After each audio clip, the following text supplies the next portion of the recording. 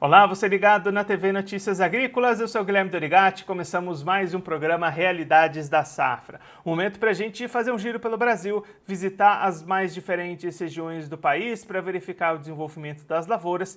No programa de hoje vamos visitar algumas delas para entender esse desenvolvimento de diferentes culturas aqui no Brasil e a sua participação, como sempre, é muito importante. Conte aqui no nosso chat do YouTube a sua região e como é que estão o desenvolvimento e as atividades de campo aí na sua localidade. Uma outra maneira de participar aqui com a gente é mandando a sua foto, a sua imagem, o seu vídeo, compartilhando com a gente o desenvolvimento das lavouras, as atividades de campo. Vamos agora ver as imagens que o Ildefonso Alzec mandou para a gente, produtor rural lá em Doutor Camargo, no estado do Paraná. O Ildefonso conversou ontem com a gente aqui no Realidades da Safra, comentando sobre esse desenvolvimento da segunda safra de milho lá na região paranaense e mandou as imagens para a gente acompanhar o milho em estágios diferentes de desenvolvimento, também com resultados variados lá na região. Tem milho pior, tem milho se desenvolvendo melhor e ainda precisando de mais chuvas. O Ildefonso trazendo esse cenário da necessidade de chuvas por pelo menos mais 40 dias lá na região para garantir produtividade para essa segunda safra de milho. Você também pode mandar a sua imagem aqui para a gente, tanto para o Instagram oficial do NA, que é o @Notícias Agrícolas, ou para o nosso WhatsApp, o número é esse que está aparecendo aí na sua tela, é o 19 99767 0241. O WhatsApp do Notícias Agrícolas, manda sua foto para a gente, que a gente vai exibir nos próximos programas do Realidades da Safra. Vamos agora começar a receber os nossos entrevistados, os nossos convidados, que vão contar em loco como é que estão o desenvolvimento dessas áreas nas diferentes regiões brasileiras. Esse é o Entrevistas da Safra.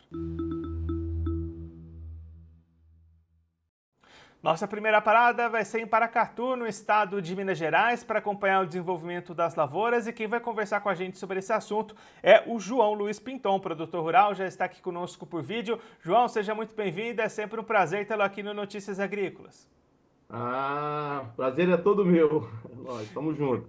João, conta pra gente como é que estão as lavouras por aí. Tem diferenças de desenvolvimento dependendo da época de plantio, né? Tem sim. Aqui tivemos um veranico aqui, do dia 3 de fevereiro até março, entendeu? Deu um veranico aqui acima de 40 dias aqui, teve regiões até 50 dias. Então aí complicou muito essa safrinha aqui para nós, viu?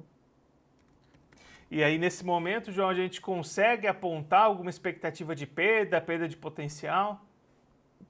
Olha, eu tive área de milho que eu plantei finalzinho de janeiro, que eu vou te contar que já perdeu tipo assim 70%, viu? Eu achei que eu conseguia recuperar com as chuvas que vieram depois, mas esse plantio, essa área que eu plantei primeiro, as primeiras soja mais precoce, a produção vai ser mínima. Tipo assim, 20 sacos, 30 sacos de milho, afetou muito. Aí eu tive outras áreas que já foi plantado dia 10 de fevereiro até dia 20 ali, essas áreas já estão melhor, pegou o ciclo diferente, sabe? Então, já estão melhores. Mas são áreas assim de produção de 60 sacos a 70 sacos, sabe? Então esse ano foi muito prejudicado agora com a safrinha nossa, não tá legal não. Inclusive, teve até o atraso de plantio, né, de milho. Muita gente teve que devolver milho, negociar com as empresas e trocar por sorgo porque saiu fora da janela de plantio, sabe? E, João, nesse cenário, né, você já destacou essa devolução, tem impactado também na comercialização, né? Não tem como avançar com vendas diante dessa incerteza de produtividade, né? Não tem como não. Eu mesmo não negociei nada de milho, tudo, graças a Deus que não fiz nenhuma negociação, porque tivesse contando, porque aqui na nossa região, aqui, milho de janeiro aqui, é milho safra cheia, você entendeu? Nunca aconteceu isso. Estou aqui há 22 anos nessa região aqui de Paracatu, nunca vi acontecer uma perca dessa da modoto de milho de janeiro, sabe? E, João, nesse cenário, como é que fica também a preparação para a próxima safra, planejamento para ir para a soja 25-26? Uai, começando a mexer os pauzinhos agora para ver se faz alguma troca em adubo, alguma coisa assim. Não fechei nada ainda. Estou esperando o mercado, está muito incerto, né? O dólar um dia está um preço, outro está outro também. Então, estamos aguardando aqui. Dentro de uns 10 a 15 dias, a gente quer ver se consegue fechar pelo menos o adubo e a semente, viu? É um momento de bastante apreensão e incerteza, né, João? E muita incerteza. Os preços de soja, como é que tá? Os preços futuros de soja também muito ruim. Então, a incerteza é muito grande, viu? Porque do ano passado a gente teve problemas também, e, assim, a questão de valores de preço, custo muito alto. Esse ano também, a safra, praticamente, eu te falo, foi muito bem, a safra normal, a soja foi muito boa produção, mas os preços estão do jeito que estão aí, então as contas, está difícil de fechar as contas. Então a incerteza é muito grande aqui na nossa região, viu? João, muito obrigado pela sua participação, por ajudar a gente a entender melhor todo esse cenário. Se você quiser deixar mais algum recado, destacar mais algum ponto, pode ficar à vontade. Não, é isso aí, pessoal. Só queria agradecer vocês aí pela oportunidade da gente poder expressar um pouquinho o que está acontecendo na nossa região aqui. E pode contar com a gente aí. Precisando aí dar um toque na gente aqui, que a gente está aqui para falar como é que está a nossa região aqui. É isso aí, pessoal. E tirando disso, estamos excelente. Vamos que vamos, é nóis. João, mais uma vez, muito obrigado. A gente deixa aqui o convite para você voltar mais vezes, a gente seguir acompanhando o desenvolvimento das atividades por aí. Um abraço, até a próxima.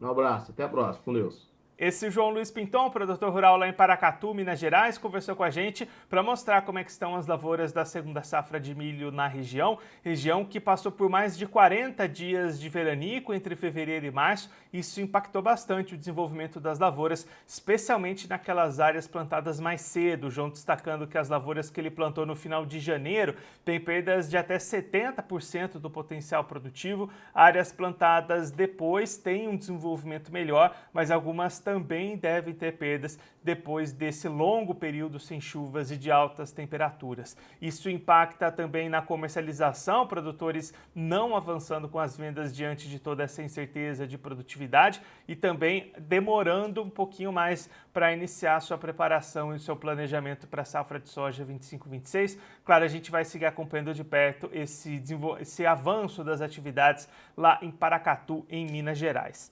Vamos agora para a nossa próxima parada, vai ser no estado do Mato Grosso do Sul. Vamos acompanhar como é que estão as lavouras desta segunda safra no estado sul-mato-grossense. Quem vai conversar com a gente sobre esse assunto é o André Dobache, vice-presidente da ProSoja MS. Já está aqui conosco por vídeo. André, seja muito bem-vindo, é sempre um prazer tê-lo aqui no Notícias Agrícolas. Prazer é meu, estou à disposição aí.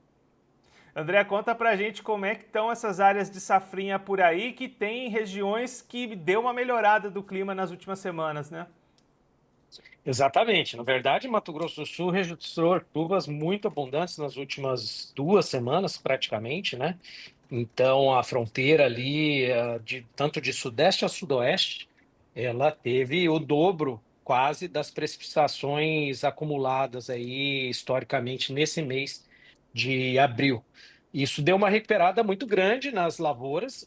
É fato que o início do desenvolvimento da segunda safra no Mato Grosso do Sul foi bastante desafiadora em termos de clima, porque a gente teve, além de altas temperaturas, a gente teve uma estiagem.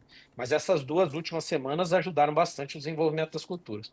A gente pode esperar boas produtividades ou aquele período mais complicado teve algum decréscimo em potencial produtivo? Na verdade, eu diria que ainda é cedo para a gente dizer, para a gente esperar boas produtividades, porque você sabe, o milho, segunda safra, principalmente, é uma cultura bastante desafiadora para nós, e principalmente no sul do Mato Grosso do Sul, onde a gente tem o frio, que ainda tem previsões de frio, né, para esse final de safra, e a gente tem ainda o problema da estiagem. A gente, embora tenha tido chuvas abundantes, a gente ainda tem bastante desenvolvimento da cultura pela frente, ainda por vir, né? Então, é cedo para a gente falar em boas produtividades. Os milhos, as lavouras deram uma recuperada de um modo geral, mas a gente ainda tem muita lavoura em estado vegetativo. Então, praticamente aí uns 90 dias ainda para encerrar esse ciclo. E como é que tem sido pragas e doenças nesse ano aí no estado, André? Olha, eu diria que o Mato Grosso do Sul está tendo um acompanhamento muito responsável em relação ao manejo integrado de pragas. E isso leva o nosso estado para um patamar de sanidade, fitossanidade, completamente diferenciado. Nós temos relatos de algumas pragas isoladas em regiões, como cigarrinha, como doenças como a ferrugem, mancha branca, mas tudo isso de uma maneira muito bem controlada e monitorada pelo produtor rural. Então, embora a gente tenha o aparecimento de pragas que é normal, né, o complexo de lagartas, percevejo que foi um problema no início da safra, no início do desenvolvimento do milho, mas também foi controlado de uma maneira muito responsável. Então, eu diria que pelo fato do produtor rural sul-mato-grossense estar acompanhando de perto as suas lavouras, o complexo de praga, apesar de presente, está muito bem controlado. E pensando na comercialização, André, como é que estão as oportunidades para vender o milho no estado? Bom, a cultura, ela passou por uma valorização, é verdade. A gente teve picos de valorização, com o milho chegando a ser oferecido a 62, R$ 64, né, ao longo dessa safra. Portanto, milho da safra passada, né, sendo oferecido aí a 64, R$ 65. Tivemos até picos mais altos do que isso, mas para o milho, para oportunidades isoladas do milho da safra passada. O milho dessa próxima safra que a gente colhe, né, nos próximos 90 dias, ele está em torno de R$ 60, R$ 62. Já teve até ofertas melhores, mas o produtor, até por ter tido essa experiência de ofertas melhores e feito um pouco de comercialização, ele agora está um pouco reticente e esperando um pouco para comercializar. Então, a nossa comercialização ela está um pouco parada, tá? Até por conta dessa expectativa do milho aí, né, que a gente ainda tem bastante pela frente. O produtor está um pouco com o pé no freio nas comercializações. E aí, André, para a gente encerrar olhando para frente, como é que está a preparação olhando para a soja 25-26? Olha, as negociações de soja, elas aconteceram de uma maneira bastante tímida esse ano, quando a gente fala de insumos, né, de ativos para a produção da próxima safra. Então, nós tivemos uma desaceleração nos contratos de fósforo. Isso fez com que o produtor travasse um pouco de soja para comprar fósforo. O mesmo aconteceu com o potássio. Então, a gente teve uma curva reduzida para os preços de fósforo e potássio, o produtor aproveitou para fazer esses investimentos. Vale aqui ressaltar que o produtor sul-mato-grossense investiu menos em fósforo e potássio esse ano, o que faz com que a gente acenda um estado de alerta, né, uma luz vermelha aí, de modo que o estado do Mato Grosso do Sul vai ter uma safra um pouco menos de investimento em fertilizantes. E por quê? Porque o custo dos fertilizantes ficou, em média, 15 a 20% mais caro do que a safra passada. Então, a safra passada tivemos custos reduzidos de fertilizantes. O produtor, na safra passada, já não investiu muito, porque, embora mais barato, já estava os preços mais altos, né? E o produtor sul-mato-grossense, principalmente na região sul, está tendo bastante dificuldades nas últimas 4 safras. Isso leva a um menor investimento em fertilizantes. E os outros preços, defensivos e sementes, continuam mais ou menos no mesmo patamar de custo, porém, o produtor sul-mato-grossense está bem apertado para fazer investimento, o que faz com que ele sempre meça bastante os seus gastos nesse setor. O que faz também com que ele preste muito mais atenção nas suas lavouras, e isso faz com que o nosso complexo de praga, doenças daninhas, estejam bem mais controlados por conta do produtor estar fazendo o monitoramento de forma bastante responsável. André, muito obrigado pela sua participação, por ajudar a gente a entender melhor todo esse cenário. Se você quiser deixar mais algum recado, destacar mais algum ponto, pode ficar à vontade.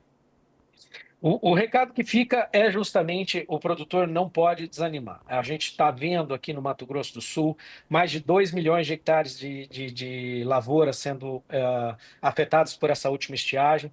O produtor foi bastante prejudicado. Nós estamos junto ao Senado Federal, junto com a nossa senadora Tereza Cristina, desenvolvendo um projeto de recuperação dessas contas no Mato Grosso do Sul. O nosso deputado federal, Rodolfo Nogueira, que hoje é o presidente da CAPA-DR, da Comissão de Agricultura, na Câmara dos Deputados, também está nos ajudando bastante para levar as nossas demandas, tanto para o Senado quanto para a Câmara, e pressionar o governo federal para que a gente tenha algum tipo de renegociação aqui no Estado. Nós estamos lá bastante presentes para destacar a situação do Mato Grosso do Sul, principalmente esse Cone Sul, que tem bastante afetação em função da seca, mas não é hora de desanimar. O produtor sul-mato-grossense sempre foi muito resiliente e eu acredito que nas próximas safras a gente vai conseguir dar a volta por cima e ter bons resultados. Obrigado pela oportunidade. André, mais uma vez, muito obrigado. A gente deixa aqui o convite para você voltar mais vezes e a gente seguir acompanhando essas atividades aí no Mato Grosso do Sul. Um abraço, até a próxima.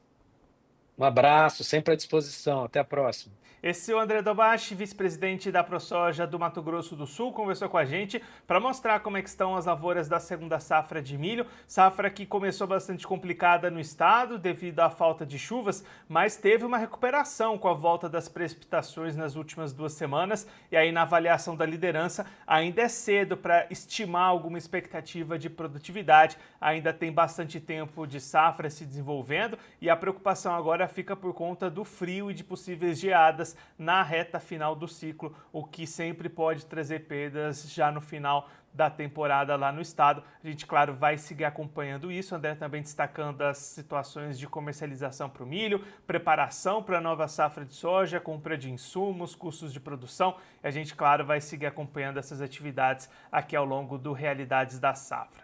Vamos fazer mais uma parada agora, vamos mudar um pouquinho de cultura, vamos falar do feijão. Quem vai conversar com a gente nesse momento é o Marcelo Eduardo Lides, presidente do IBRAF, já está aqui conosco por vídeo. Marcelo, seja muito bem-vindo, é um prazer tê-lo aqui no Notícias Agrícolas. Prazer estar aqui, Guilherme. Bom dia para você e para os produtores.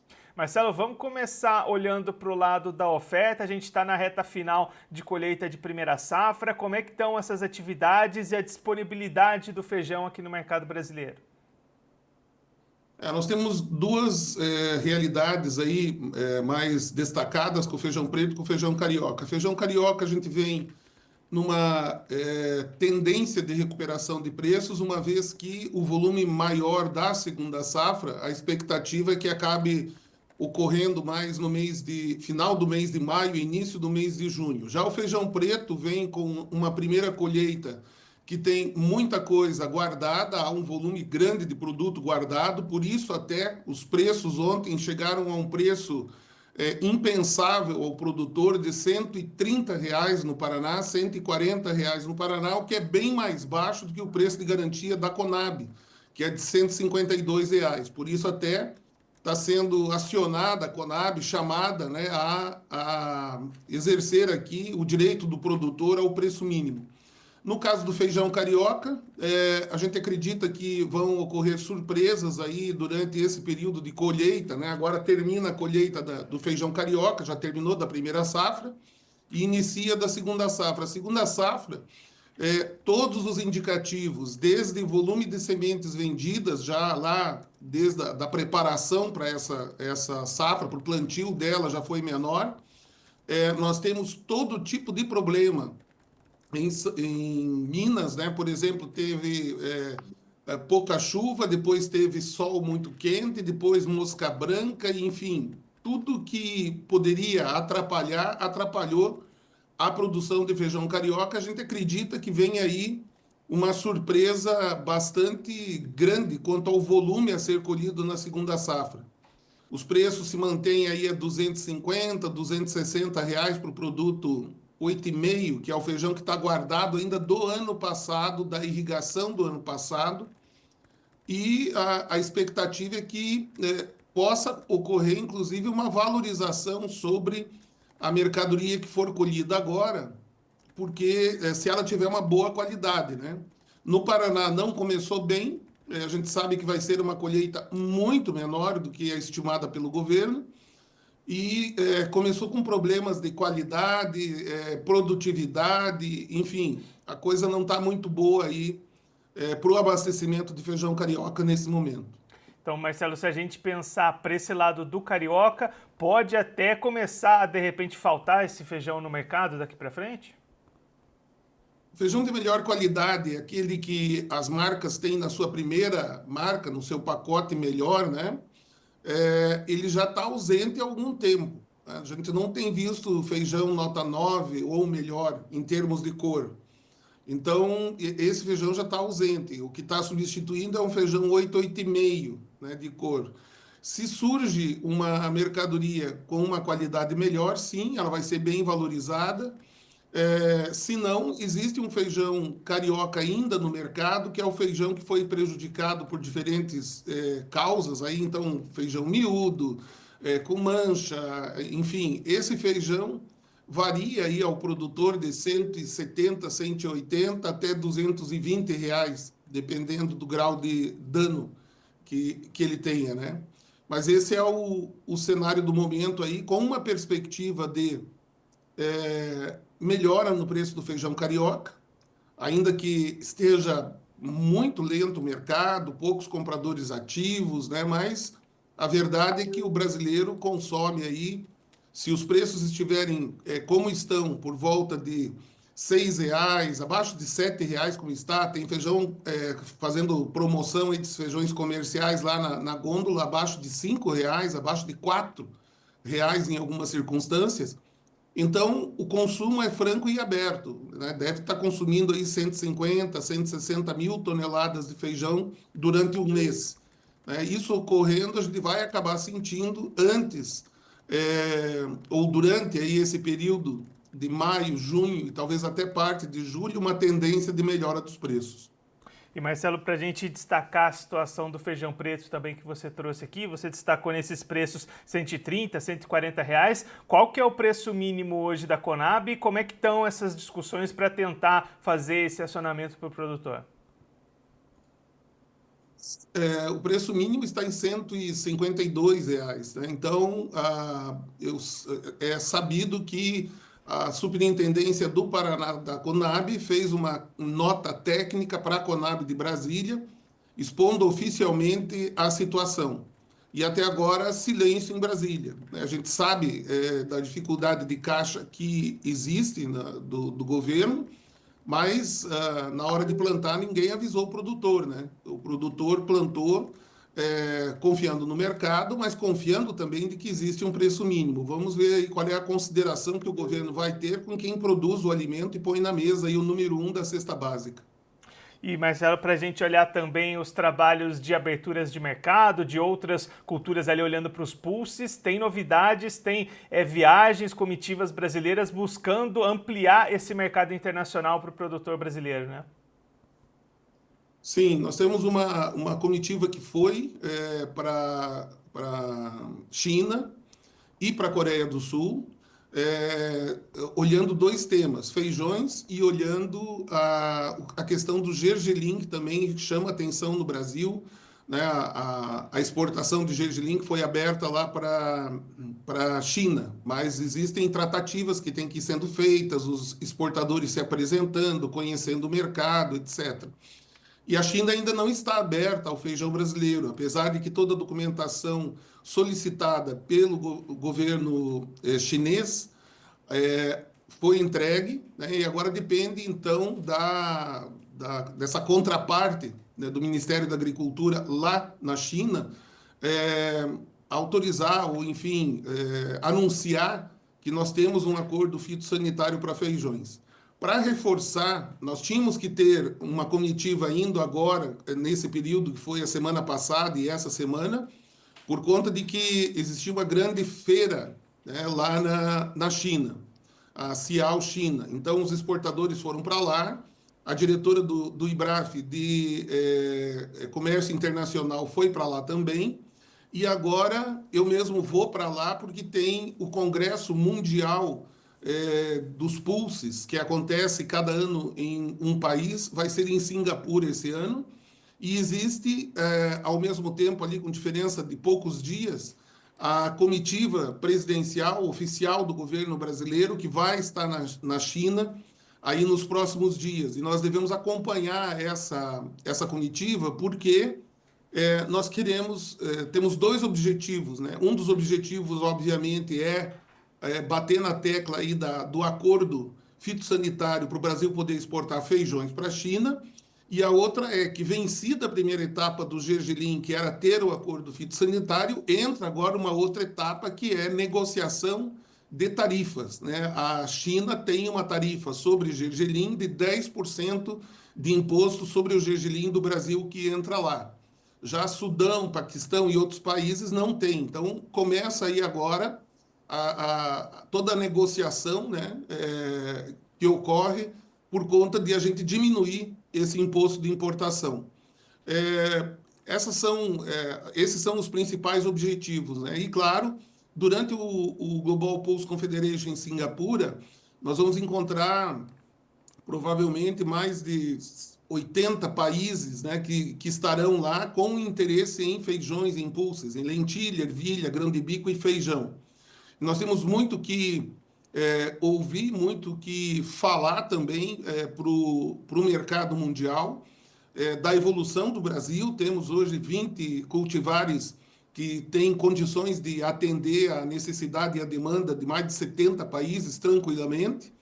Temos a possibilidade e a necessidade de encontrar mercado para um aumento de área no Brasil, né? Nós temos, para poder atender o nosso mercado com um preço mais perene, não ter tantas oscilações como a gente vê hoje, é necessário que a gente tenha aí uma válvula de escape, que é o mercado internacional. Então, vamos trabalhar em cima disso também e das discussões que ocorrem sempre em paralelo sobre a segurança alimentar do mundo, né? Existem riscos, existem problemas geopolíticos, existe essa guerra hoje de tarifas, vamos ver como as coisas se encaminham, mas o Brasil vem ganhando um protagonismo a cada dia maior nesse setor. Nós defendemos muito os investimentos na divulgação de feijões no exterior. Temos aí um projeto que está sendo submetido a várias instituições que podem contribuir, por exemplo, para a gente buscar divulgar o feijão carioca na Índia, né? E a Índia é um grande importador do Brasil, e a gente vê que existe espaço desde que a gente tenha uma campanha como os produtores de pistache dos Estados Unidos fizeram no Brasil nos últimos 2 anos, e o resultado está aí. Hoje você chega numa sorveteria, sorvete de pistache, vai numa confeitaria, torta de pistache, pistache para todo lado. Dá a impressão que é uma moda. É a moda do pistache. Gente, a moda é criada, né? O movimento é criado intencionalmente por produtores e exportadores de pistache dos Estados Unidos. Isso funciona, né? E nós queremos criar uma onda de feijão carioca no mundo, começando pela Índia, usando das mesmas ferramentas, das mesmas alternativas que existem aí do marketing. Marcelo, muito obrigado pela sua participação, para ajudar a gente a entender todo esse cenário. Se você quiser deixar mais algum recado, destacar mais algum ponto, pode ficar à vontade. Bom, nós entendemos que o momento é delicado para o produtor, convidamos o produtor a acompanhar junto com o IBRAF no Clube Premier as informações que nós temos passado diariamente e muitas vezes, várias vezes durante o dia. O mercado de feijão é muito dinâmico, Guilherme, você como jornalista sabe como é dinâmico esse mercado, e os produtores precisam acompanhar de perto para evitar prejuízos, né? O prejuízo do produtor hoje significa menos feijão na mesa amanhã. O produtor acaba deixando a cultura de lado. E nós queremos que o produtor tenha sucesso nessa cultura. O IBRAF trabalha para isso. Por isso, convido todos a acompanharem aqui no Notícias Agrícolas, né? Praticamente diariamente a gente tem informações sendo postadas aqui no Notícias e também através do IBRAF. Curtam as nossas mídias sociais, Preço Nacional do Feijão, PNF, no Instagram, ajuda muito os produtores a nortear aí a comercialização. Marcelo, as portas do Notícias Agrícolas estão sempre abertas para você, para todo mundo aí do IBRAF voltar mais vezes. A gente segue acompanhando essas movimentações de mercado, de safra e também todos esses projetos para levar cada vez mais o feijão e os pulses do Brasil para novos mercados ao redor do mundo. Um abraço, até a próxima. Um abraço, obrigado por todo o trabalho do Notícias, desde a primeira vez que a gente levantou a palavra pulses no Brasil. Obrigado mesmo. Até a próxima, Marcelo.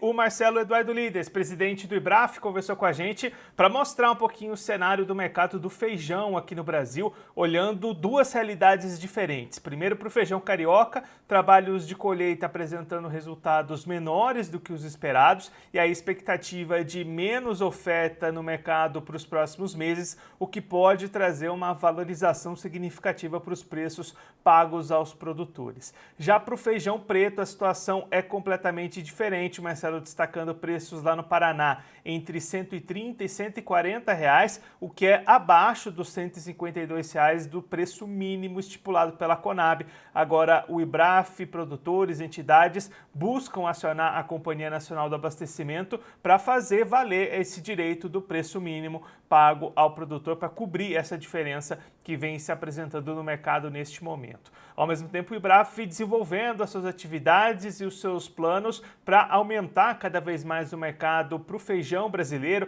também para os pulses aqui do Brasil, em outros mercados como Índia, China, Coreia do Sul, missões importantes do Brasil, levando essas informações e buscando abrir esses novos mercados importantes para os produtores brasileiros. Vamos agora trazer notícias e informações sobre o desenvolvimento das lavouras e das culturas aqui no Brasil. Esse é o Notícias da Safra.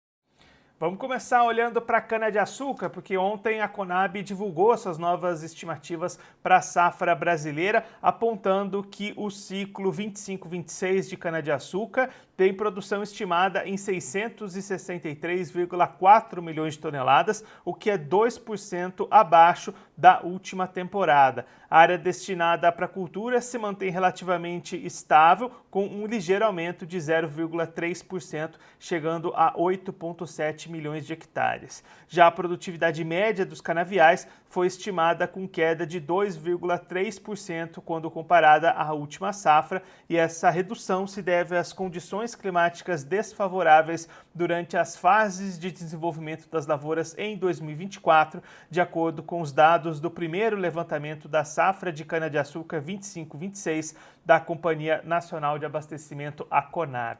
E aí, olhando para essa situação da cana-de-açúcar, notícia que está em destaque lá no Notícias Agrícolas, no site, destrinchando um pouquinho esses dados e trazendo mais análises deste setor. O Erickson Cunha trouxe essas informações, mostrando que a safra 25-26 será marcada por produtividade menor, valor de ATR mais alto e possível recorde na produção de açúcar. Diante desses dados divulgados pela Conab nessa semana, o mix de produção este ano deve ser mais açucareiro. A Conab estima a produção de açúcar em 45,8 milhões de toneladas, o que seria um recorde histórico para o país. O Erickson também ouviu especialistas para comentar sobre os preços do mercado de açúcar que estão recuando neste momento lá na Bolsa de Nova York. Para o João Rosa, que é diretor do PCG, os preços do açúcar devem seguir andando de lado no curto prazo, enquanto o etanol pode se valorizar, impulsionado pela nova lei dos combustíveis do futuro. Já o Maurício Murucci, da Safras e Mercado, complementa que a colheita deste ano foi bastante adiantada, com 22 usinas iniciando a moagem já na primeira quinzena de março, e segundo o Maurício, embora a safra oficialmente comece em abril, a colheita antecipada movimentou mais de 40 usinas até o final do primeiro trimestre do ano. A notícia completa está em destaque lá do Notícias Agrícolas, passa por lá e acompanha todas essas informações que o Erickson Cunha levantou sobre a safra de cana e essas perspectivas de mercado para açúcar e para etanol.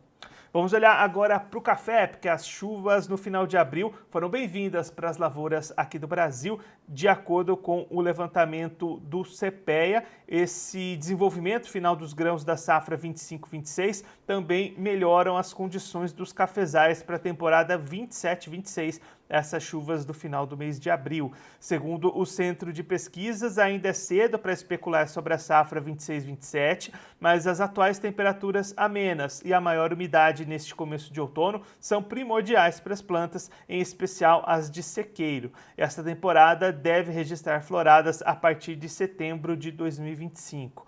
No campo, agentes consultados pelo CPEA relatam casos pontuais de produtores de arábica realizando catação em áreas mais precoces, como na região de Franca. Ressalta-se, no entanto, que a colheita não se iniciou na maioria das praças e a maturação dos grãos ainda é irregular, e permanece a preocupação quanto à qualidade da safra e a bebida diante de impactos climáticos ao longo do desenvolvimento da produção da safra 25-26.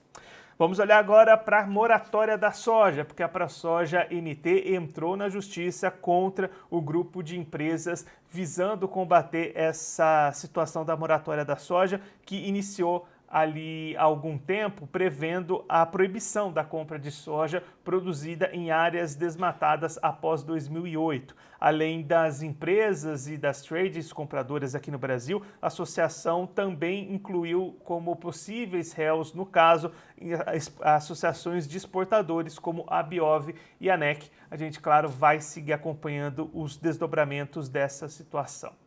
Vamos olhar agora para o amendoim, porque a melhora na qualidade do produto brasileiro tem possibilitado melhores condições de exportação. Os dados apresentados no evento Amendoim Brasileiro, entregando qualidade do campo à indústria, mostram que a melhora na qualidade do amendoim do país promoveu flexibilização das exigências da União Europeia nas exportações. O diretor do DIPOV, Hugo Caruso, destaca que a redução expressiva da ocorrência de aflatoxinas foi um marco para o setor, já que em 98 o Plano Nacional de Controle de Resíduos Contaminantes indicava 80% das amostras de amendoim com contaminação, e esse índice caiu para menos de 20% a partir de 2013, reflexo das ações de fiscalização e investimentos em autocontrole pelas indústrias.